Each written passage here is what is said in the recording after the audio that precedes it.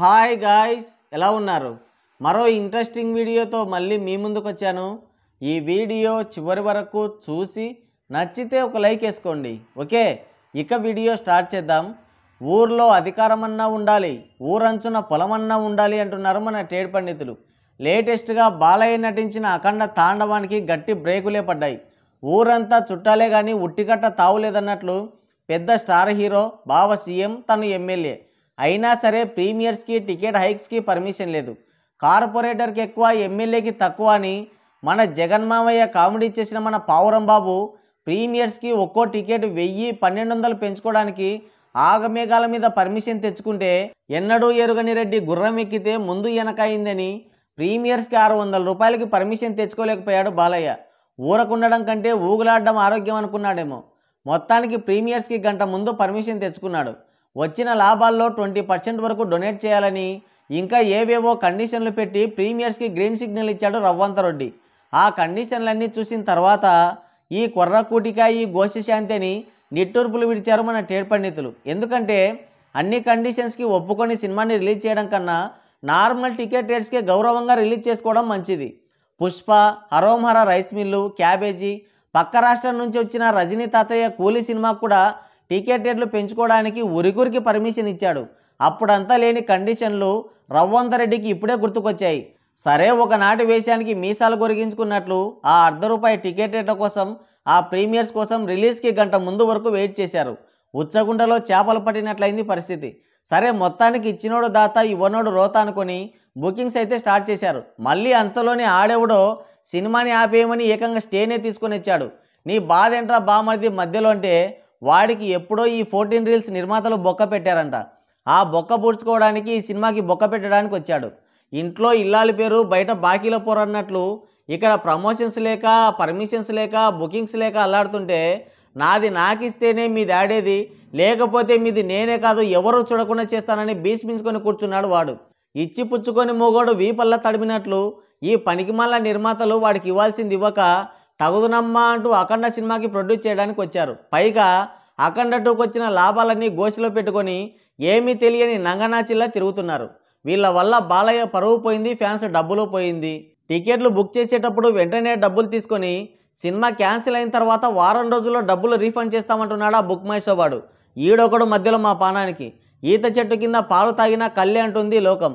Cinema ఆగిపోయి డబ్బులు పోయి అటు హీరో ఇటు ఫ్యాన్స్ అల్లాడుతుంటే సినిమాకి బజ్ లేక, హైప్ లేక సినిమా వాయిదా పడింది, ఫ్లాప్ అవుద్దని ఈ యాంటీ ఫ్యాన్స్ వాగుడొకటి. ఈయనగాచి నక్కలపాలు చేసినట్లయింది పరిస్థితి.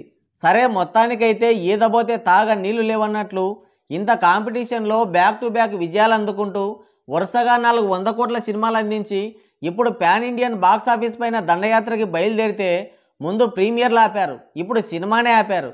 ఇదంతా దగ్గరుండి గుట్లు మిటకరించి మరీ చూస్తున్నామన్న ట్రేడ్ పండితులు బాలయ్య కంటే చిరంజీవి 1000 రెట్లు నయమని గంట పగలగొట్టి మరీ చెప్తున్నారు. ఎందుకంటే చిరంజీవి సినిమాలు ఆడవని తెలిసినా రిలీజ్ విషయంలో, ప్రమోషన్స్ విషయంలో, థియేటర్ల విషయంలో చాలా పకడ్బందీగా వ్యవహరిస్తాడు చిరంజీవి. రీఎంట్రీ తర్వాత చిరంజీవికి ఒక్క హిట్టు లేదు. అంటే రీఎంట్రీ కంటే ముందు కూడా అన్ని అద్భుత కళాఖండాలే అనుకోండి, అది వేరే విషయం. అన్నీ ఫ్లాప్ అవుతున్నా సరే, తన సినిమా ఆడదని తెలిసినా సరే థియేటర్లో ముందే బ్లాక్ చేసి పెట్టుకుంటాడు. పక్కన ఏ సినిమా లేనప్పుడు తన సినిమాకే కదా వచ్చేది.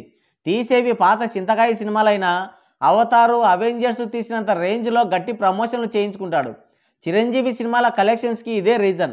దానికి కొంచెం ఫేక్ కలెక్షన్స్ కూడా యాడ్ చేస్తాడనుకోండి, పెద్దగా ఏం కాదులే, ₹10 వచ్చిందనుకో దానికి ఒక ₹20 యాడ్ చేస్తాడంతే.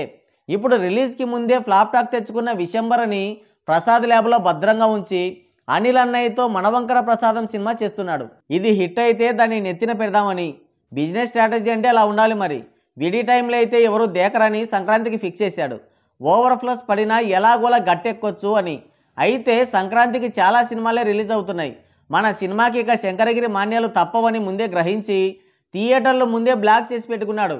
హిట్ అయినా ఫ్లాప్ అయినా 2 వారాలకి పైగా మా సినిమానే ఆడించాలి అని. చూసారా, ఆ డెడికేషన్ని మెచ్చుకోవాలి మనం. ఏ సినిమా ఆడక మొన్న సంక్రాంతికి వస్తున్నాం సినిమాలాగా అన్నీ కలిసి వచ్చి ఇది హిట్ అయితే అవ్వదులే, ఒకవేళ పొరపాటున హిట్ అయితే అమ్ముడు పోని తన విశంబరకి బిజినెస్ జరపాలని ప్లాను.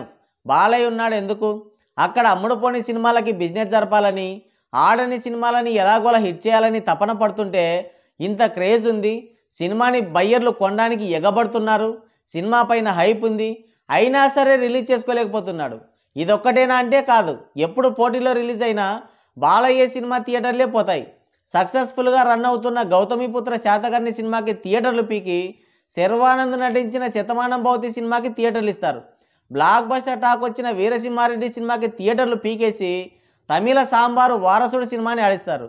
యునానిమస్ టాక్ తెచ్చుకున్న భగవంత్ కేసరి సినిమాకి చెత్త థియేటర్లు ఇచ్చి లియో సినిమాకి ఫస్ట్ క్లాస్ థియేటర్లు ఇస్తారు. ఫ్లాప్ టాక్ వచ్చిన చెన్నమన్నయ్య గేమ్ డేంజర్కి థియేటర్లు అలాగే ఉంచి బ్లాక్ బస్టర్ టాక్ వచ్చిన డాకు మహారాజ్ సినిమాకి థియేటర్లు ఇవ్వరు. ఇది మన చరిత్ర. ఇప్పుడు రిలీజ్కి కొన్ని గంటల ముందు సినిమాని వాయిదా వేస్తారు. రీజన్ ఏదైనా కానీ పరువు పోయిందిగా.